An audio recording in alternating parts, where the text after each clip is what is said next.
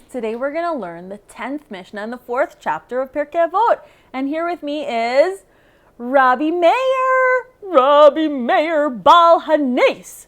Baal Hanes? What does that mean in Hebrew? Ha! The miracle. The one with the miracle. Why? Was there some kind of big miracle that happened with you? You don't know? Oh, it was a very cool story. Can you tell it to us? It's not so connected to the Mishna, but I'm really curious. So the story is that my wife's sister, my wife is Boria, her sister got kidnapped by the Romans, and I went to free her. And when I got to the guard and I asked him to please free her, I gave him a sack of golden coins to bribe him to let her go. And he was worried what would happen when the gold coins finished. How would he bribe the people above him if he got caught for letting a prisoner loose?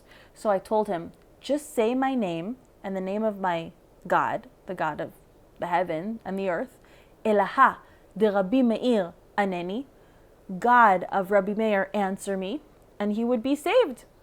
And so he didn't believe me. So I walked into the big cage with all the guard dogs that would bark and bite. And I walked into the cage with the dogs. And once the dogs jumped on me, I said, Elaha de Rabbi Meir Aneni. And the dogs just backed off. And so the guard saw that and he was convinced, and he let my sister-in-law leave, and I took her back to Israel. And then they discovered that the guard had let my sister-in-law leave the prison. So they wanted to hang him. And he said, Elaha de Rabbi Meir Aneni, just like I taught him.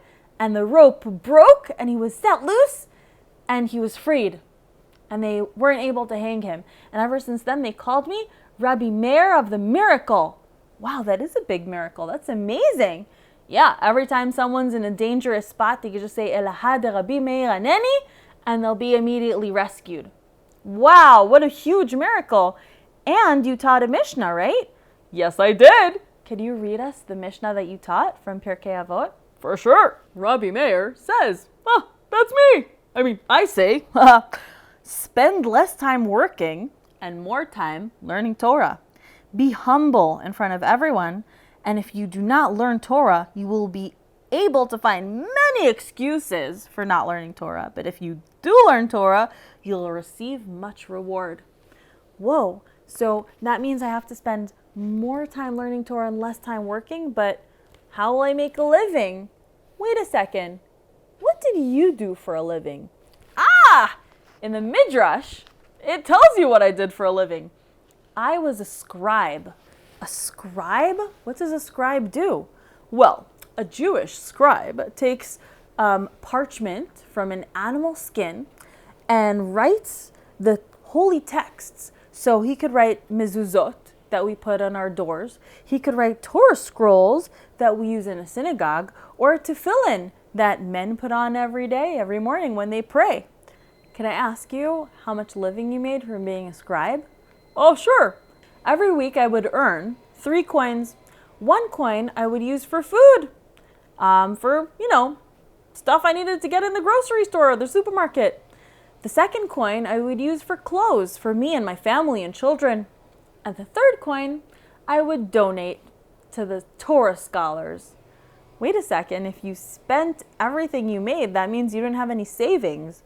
What about your children? You didn't save any money for them? No. If they're righteous, they'll have a profession of their own, and they'll have their own income and salary. I don't need to save anything for them. God will provide, as he does always, as he did for me. Wow, that's very trusting in Hashem of you. Of course, I'm Rabbi Meir. It's all about trust in Hashem. So basically, what is your Mishnah teaching? It's teaching that people will always be busy. You'll always have excuses for not learning Torah. There's always something better to do. Another load of laundry, do the dishes, go to work, make a living, wash this, arrange that. There's always something to do. The world is full of distractions, and I'm teaching you to be less busy with the world and more busy with Torah. And really, it's a good investment of your time. But now, during the summer vacation, I mean, I want to be spending more time having fun and I have to be busy with Torah? Don't you remember the last part of my Mishnah? The last part of the Mishnah says, you'll always find more excuses for not learning Torah. But if you do learn Torah, you'll receive a huge reward. So all these distractions really are distracting you from the true and ultimate reward of learning Torah. And what about the second part of the Mishnah, being humble? How is that connected to learning a lot of Torah?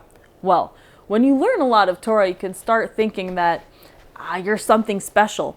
But really, without all the parts of Am Yisrael, without all the parts of the people of Israel, we're not complete. So even if someone looks lesser than you, they aren't really. I can tell you as a scribe, just as the Torah scroll isn't complete without every single letter, the people of Israel aren't complete without every single Jew. And that's why I can't think I'm any better than another Jew, because we're not complete without each other. Oh, Rabbi Meir, this is very much like my job as a firefighter. Really? How so? You're teaching that everyone has to be humble in front of another, and that's the real force. It's much stronger than being arrogant. Oh, how so? Well, Rabbi Yonatan Eivshitz in his book Ye'arot HaDvash teaches that if there's a fire, it's no problem putting out a fire. All you need is to extinguish it. But what do you do in front of a flood of water? There's no way of holding back water, of holding back a flood. Water trickles downward. It's a humble force. It's the force of humbleness. And no one can stand in front of it. It's so strong. No one can put out a flood. Wow, that's so powerful.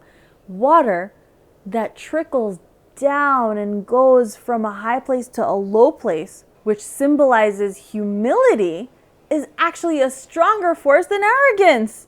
Thank you, firefighter. Thank you, Rabbi Meir. And thank both of you for teaching me the 10th Mishnah and the 4th chapter of Pirkei Avot. So, kids, have a great summer vacation and spend a lot of time learning Torah and be humble in front of every Jew.